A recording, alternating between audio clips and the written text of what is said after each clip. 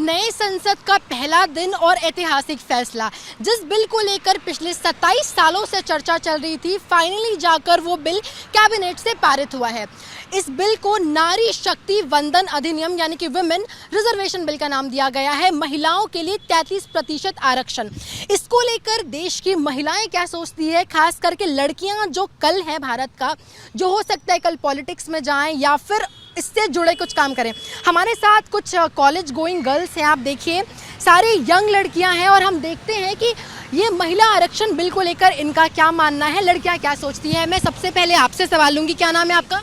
मेरा नाम भार्गवी है। भार्गवी, जो बिल पारित हुआ है 33% आरक्षण महिलाओं को विधानसभा लोकसभा दोनों में मिलेगा, आप इसको कैसे देखती हैं? इससे जो वुमेन रिप्रेजेंटेशन है पार्लियामेंट में, वो एक तरीके से वुमेन जो महिला प्रतिनिधि है उनको बढ़ावा मिलेगा।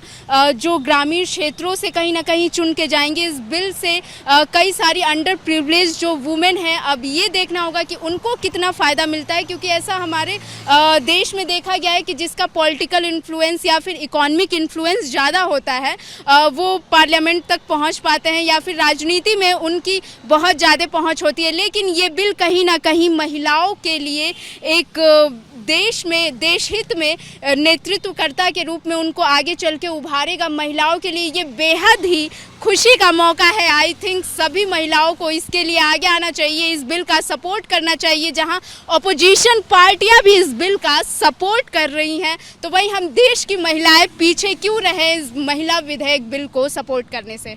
नारी शक्ति अर्ध हमारी आधी आबादी है, तो क्या अब उस आधी आबादी का शोर संसद में भी सुनाई देगा, विधानसभा में भी सुनाई देगा, क्योंकि 33% आरक्षण मिलने जा रहा है हमको? जी बिल्कुल। अभी तक लोकसभा में सिर्फ 15% महिलाएं रही हैं और राज्य विधानसभा में सिर्फ 10% महिलाएं रही हैं। तो मुझे लगता है कि ये भले ही 2029 में लागू होगा जैसे बताया जा रहा है, लेकिन महिलाओं के हक में अब सिर्फ महिलाओं की आवाज़ गूंजेंगी। नाम आपसे पूछना भूल गई ना? जी, मेरा नाम यशस्वी सिंह है। पहले नाम बताइए और आप ये बताइए कि क्या इस बिल को लाने में हमने देर कर दिया है, क्योंकि सबसे पहले 27 साल पहले इसकी चर्चा हुई थी और अब जाकर इस पर बात आगे बढ़ी है, तो क्या लगता है कि हमने देर कर दिया है? बिल्कुल देर तो हुई है। आज़ादी के इतने वर्ष के बाद भी अगर हम महिलाओं को अपलिफ्ट करने में, उन्हें आगे बढ़ाने में, किसी एक बिल को पारित करने में इतना देर कर रहे हैं, तो कहीं ना कहीं हम काफ़ी पीछे रह जाएंगे या अभी तक थे। पर मैं बहुत खुश हूँ, बहुत खुले दिल से इसका स्वागत करती हूँ, क्योंकि जहाँ 543 सीटों में अभी तक सिर्फ 15% जो लगभग 78 की संख्या के आसपास है, वो काफ़ी कम है, वो अब बढ़ के आगे आएगा। और मैं ये भी एक बात और कहना चाहूँगी कि ये सुनिश्चित करना होगा कि आने वाले 15 सालों के बाद भी ये अच्छे तरीके से इम्प्लीमेंट हो पाया है, क्या महिलाओं की संख्या बढ़ी है, इसको सुनिश्चित करना सबसे ज़्यादा आवश्यक है। अगर ऐसा नहीं हुआ है 15 वर्ष के बाद भी, तो इसे और आगे बढ़ाना चाहिए और महिलाओं को खुल के आगे आना चाहिए, उन्हें नेतृत्व करना चाहिए। मेरा नाम प्रेरणा पांडे। मैं आपसे लेना चाहूँगी सवाल कि 15 साल बाद ये जो बिल है इस पर दोबारा चर्चा होगी, यानी कि जब ये बिल लागू किया जाएगा, जिस दिन से महिलाओं को आरक्षण मिलेगा, उसके 15 साल बाद मौजूदा हालात के हिसाब से संसद इस पर दोबारा फैसला लेगी। तो आपको क्या लगता है कि क्या 15 साल काफ़ी है महिलाओं को राजनीति में वो मुकाम दिलाने के लिए, या इस बिल को आगे और बढ़ाना चाहिए? इसको हम एक उदाहरण से समझ सकते हैं कि SC/ST का रिजर्वेशन जब हमने बात की थी, तो वहाँ पर भी वो काफ़ी टाइम बाद ऐसा टेम्परेरी था, वो परमानेंट नहीं था, मगर आज भी वो चला आ रहा है। कहीं ना कहीं उनके अपलिफ्टमेंट बहुत से लोगों का मानना है कि नहीं हुआ है। तो बात जब महिलाओं की आती है, जैसा कि हमने पता है 78 सीट सिर्फ महिलाओं के लिए हैं लोकसभा में, जहाँ 443 की मेजॉरिटी है, तो 15 साल इनफ नहीं होंगे महिलाओं के अपलिफ्टमेंट के लिए, क्योंकि जैसा कि हमें पता है जेंडर गैप इंडेक्स में इंडिया की रैंकिंग 127 है। तो कहीं ना कहीं इसको और ऊपर अच्छे इंडिया को अच्छी पोजीशन पे लाने के लिए हमें अभी और मेहनत करनी पड़ेगी। महिलाओं को ना सिर्फ सशक्त, ना सिर्फ रिजर्वेशन, उन्हें एजुकेट भी करना पड़ेगा, उन्हें अवेयर करना पड़ेगा, उन्हें पॉलिटिक्स जैसी चीज़ों के लिए अवेयर करना पड़ेगा कि वो पॉलिटिक्स में आएँ। और एक महिला का दर्द, जैसे कि हम कहते हैं, एक महिला का दर्द एक महिला ही समझ सकती है। तो कहीं ना कहीं महिलाओं का ये पार्टिसिपेशन हमें ये सुनिश्चित करेगा कि महिलाओं के ऊपर कुछ बात हो, महिलाओं से रिलेटेड कोई चीज़ें हैं। तो आई थिंक 15 साल इज़ नॉट इनफ। आपका नाम और ये बताइए कि जैसे आपके एक साथी ने बताया कि दर्द, महिलाओं के बहुत मुद्दे हैं, चाहे मैं बलात्कार की बात करूं या कई टिप्पणियां होती रहती है, तो ऐसे में क्या लगता है महिलाओं की भागीदारी संसद में बढ़ने की वजह से क्या महिलाओं के मुद्दे और खुलकर सामने आएंगे? जी मेरा नाम है प्राची पिसा और मुझे बिल्कुल लगता है कि महिलाओं का रिप्रेजेंटेशन बढ़ाने से ये मुद्दे बिल्कुल सामने आएंगे।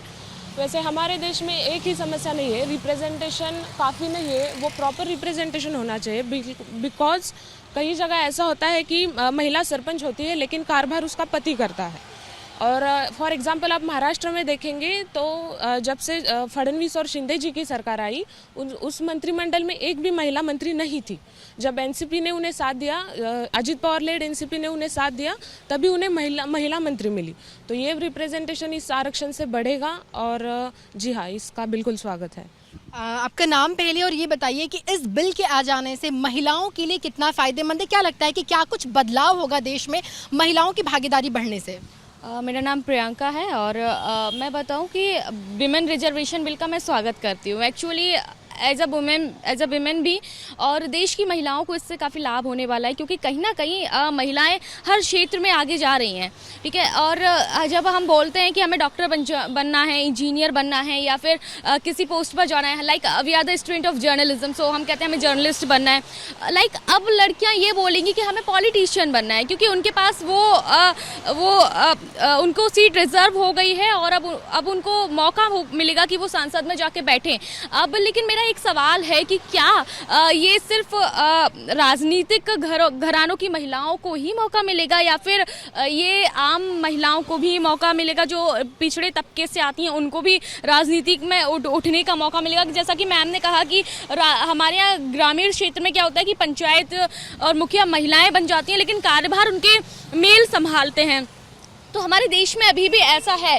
लेकिन मेरा एक और सवाल है, बीजेपी सरकार ने इसको पास तो किया है, अभी पेश तो किया है, लेकिन ये 2014 से सरकार है, तो फिर 2014 से सरकार कहाँ थी? अभी ये लेट 10 साल और लेट हो गए, यानी कि अभी 27 साल हो गए हैं। पहले अगर पेश हो जाता तो शायद इम्प्लीमेंटेशन भी हो जाता बिल का।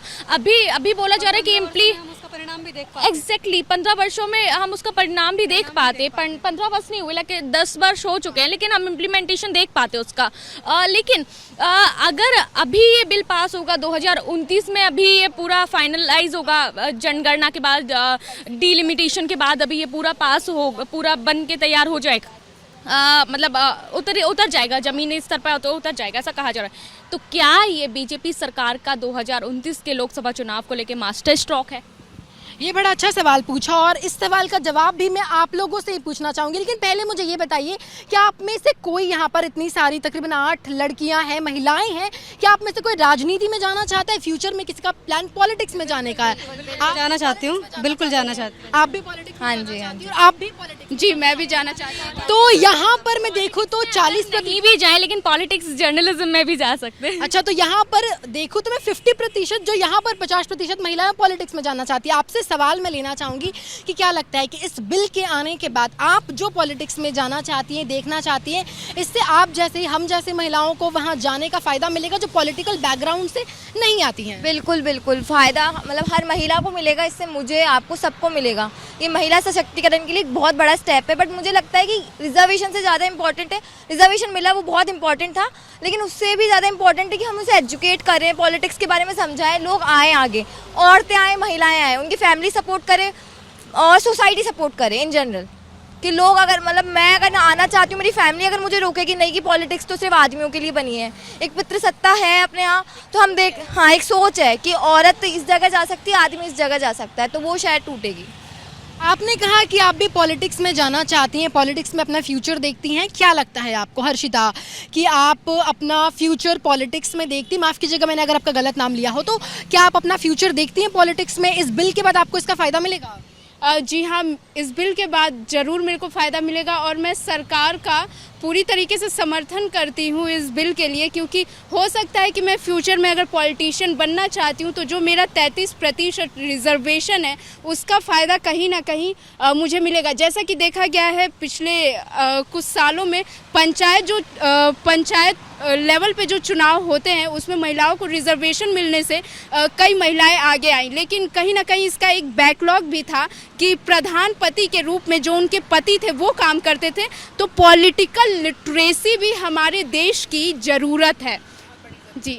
प्रेरणा नाम बताया था अपना। प्रेरणा, आपने कहा आप भी पॉलिटिक्स में जाना चाहती हैं।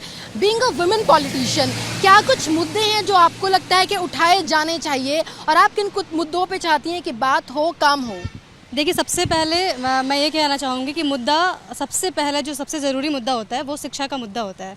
देश की हर महिलाएं अगर शिक्षित हों तो उन्हें अपने अधिकारों के बारे में और अपने देश को नेतृत्व करने के बारे में उन्हें अच्छे से ज्ञान हो पाएगा और वो अपने देश को नेतृत्व कर पाएंगी। और मैं बहुत खुश हूँ इस बिल को लेके, क्योंकि कहीं ना कहीं हमें भी अपने देश को नेतृत्व करने का मौका मिलेगा। मैं एक आखिरी सवाल आप लोगों से लेना चाहूँगी कि क्या देश की महिलाएं, देश की बेटियां जो कल है, वो इस बिल का समर्थन कर रही है? एक शोर में मुझे इसका जवाब चाहिए। बिल्कुल, हम बिल्कुल समर्थन कर रहे हैं, खुले दिल से समर्थन कर रहे हैं और हम चाहते हैं को भी समर्थन करना चाहिए और कहीं ना कहीं विपक्ष को भी समर्थन करना चाहिए। अगर उन्होंने बोला है कि ये हमारा बिल था, तो बिल तो अगर आपका बिल था और आपकी थिंकिंग भी यही थी इस बिल को लेके, तो अभी भी वही बिल है, आपको इसका समर्थन करना चाहिए। देश की उन्हीं महिलाओं को ये रिजर्वेशन मिलने वाला है। देखिए, ये सवाल तो मैं लेने वाली थी। मैं ये जानना चाहती हूँ कि विपक्ष जो है इसको लेकर के दाव पेच खेल रहा है। एक तरफ कांग्रेस का कहना है कि बिल हमने शुरू किया था, दूसरी तरफ बीजेपी दाव कर रही है कि नहीं, ये बिल हमारी तरफ से शुरू हुआ था। तो इसको लेकर बेटियां क्या कहती हैं, आप बता दीजिए। देखिए, ये श्रेयवाद तो हमेशा का रहा है इंडियन पॉलिटिक्स में, लेकिन मैं कहूँगी लोग इस पर ज़्यादा ध्यान न दें। बिल हमारे लिए महत्वपूर्ण रहता है और इससे होने वाला जो फ़ायदा है वो अमूल्य रहने वाला है। सो इसी पे हम ध्यान दें।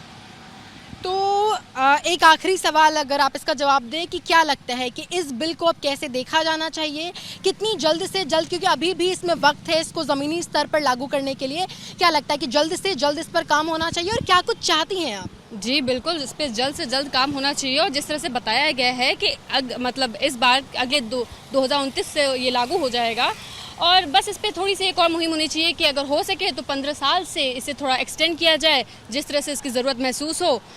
और बस मेरा और कहेंगे आप? जी मैम, बस इस बिल को एक चुनावी मुद्दे के लिए आई थिंक नहीं छोड़ना चाहिए, चुनावी मुद्दे से भी आगे होना चाहिए, क्योंकि ये इस वक्त देश का सबसे बड़ा और देश की हर महिला का आई थिंक ये सवाल है कि इस बिल को केवल चुनावी मुद्दे की तरफ ना मोड़ा जाए। ये पक्ष का नहीं है, ये समाज का और देश का मुद्दा है, तो सबको मिलके इसके बारे में सोचना चाहिए। और सबसे ज़्यादा इस बिल के ज़रिए इकोनॉमिकली वीकर सेक्शन की जो महिलाएं हैं उनका प्रोत्साहन होना चाहिए। मैं एक बात भी ऐड करना चाहूँगी कि जैसे कि बात हो रही है कि सिर्फ राजनीति से आई महिलाओं को कहीं ऐसा ना हो कि उन्हें फ़ायदा मिल जाए, तो द्रौपदी मुर्मू हम देख सकते हैं कि वो ट्राइबल एरिया से आती हैं, तो जब उन्हें मौका मिला है इस मौजूदा सरकार में, तो कहीं ना कहीं हमें भी मौका मिलेगा और ज़रूर मिलेगा।